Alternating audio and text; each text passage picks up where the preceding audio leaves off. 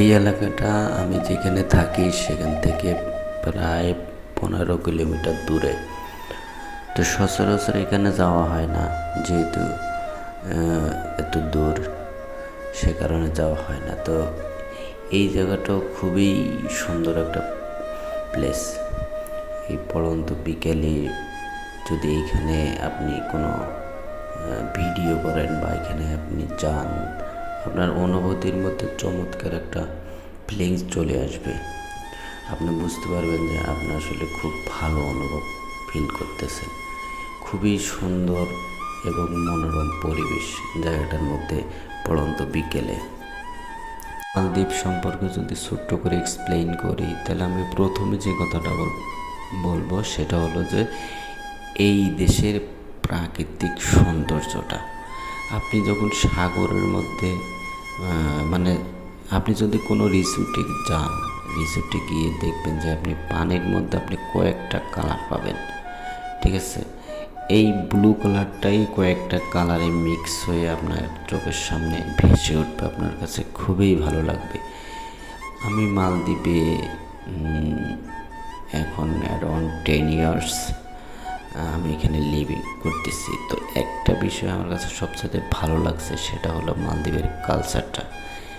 একটা বিষয় দেখেন, আমরা আমাদের লাইফ সম্পর্কে কতটা উদ্বিগ্ন, কতটা চিন্তিত, অথচ এদেশের মানুষ কিন্তু একবারে সিম্পলভাবে চলাফেরা করে। তাদের এই যে খাওয়া দাওয়া, বড় লোক হওয়ার যে একটা ইন্টেনশন, এটা অতটা আমাদের দেশের মতো ক্রাশ করে না। ওরা সিম্পলি লাইফ লিভ করে, ওখান থেকেই ওরা হয়তো বা বিত্তশালী হয়, কেউ হয় না।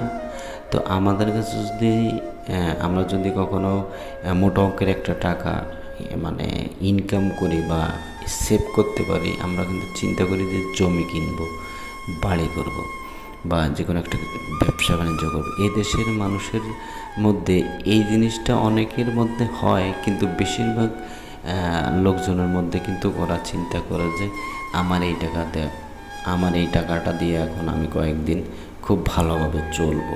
যেমন সে একটা প্রাইভেট কার কিনে ফেলবে, খুব ভালো ভালো পোশাক আদি কিনবে, এবং খুব মানে হাই কোয়ালিটি লাইফ সে শুরু করে দেবে এই টাকাটা দিয়ে। সে অনেক সময় চিন্তা করবে যে আমার এই টাকাটা আমি খরচ করলে আমার টাকা আসবে। তো এই যে একটা টেনশন, আমাদের মতো যে উদ্বিগ্ন হই আমরা সামান্য বিষয়কে কেন্দ্র করে, আমাদের দৈনিক লাইফকে নিয়ে যে আমরা আসলে এতটা উদ্বিগ্ন, এইটা এদের মধ্যে খুবই কমই দেখা যায়।